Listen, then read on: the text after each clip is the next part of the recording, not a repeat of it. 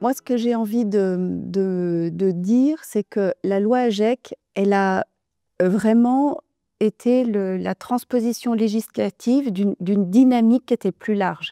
Donc, ça a vraiment permis le changement de comportement chez les consommateurs, chez les producteurs, chez les collectivités. Et la dynamique à travers l'élargissement de l'ensemble des REP, je crois que c'est l'élément marquant.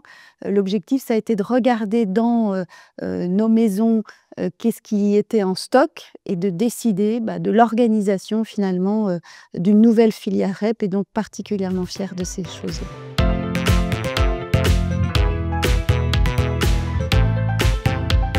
Sur le terrain, ce qui a été le plus marquant, c'est de passer vraiment à l'allongement de la vie des produits, donc d'amener des nouveaux métiers, la réparation, du réemploi.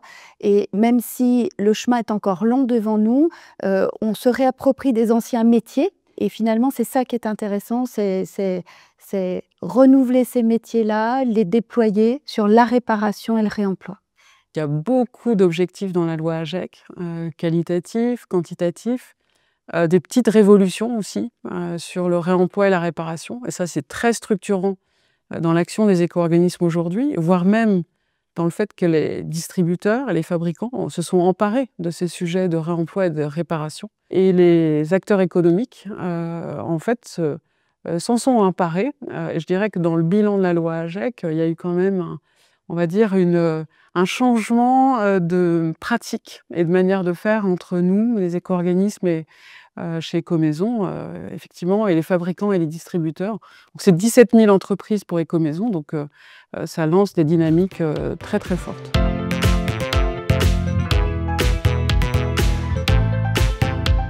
On a tous les instruments chez Ecomaison pour vous permettre de vous engager, vous les industriels qui avez besoin de matières recyclées, vous les distributeurs qui avez des enjeux d'accueillir le consommateur qui fait le geste de rapporter ses produits usagés pour les réemployer, les recycler.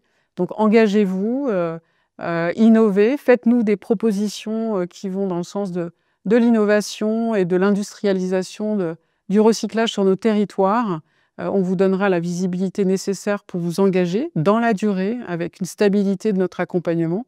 Aussi, désormais, chez Ecomaison, des primes pour consommation de matières recyclées, des bonus pour accompagner vos démarches d'éco-conception, des encouragements pour accélérer cette transition à l'économie circulaire sur vos territoires. Donc c'est ensemble avec vous, les entreprises, les collectivités et le consommateur, pour lequel le geste doit être simple, qu'il faut agir localement. Engagez-vous, parce que l'économie circulaire, c'est un temps d'innovation, c'est un moment pour se réapproprier en fait une nouvelle façon de consommer, c'est des changements de comportement. Et puis je crois que la transition écologique, elle ne se décrète pas, mais qu'elle se fait vraiment dans les actes du quotidien. Dominique, tu disais dans nos territoires, voilà, donc c'est des solutions très pragmatiques. Et donc c'est engagez-vous, faites l'essai, et puis on fait la démonstration de l'efficacité de cette économie circulaire. Donc ça vaut le coup d'essayer.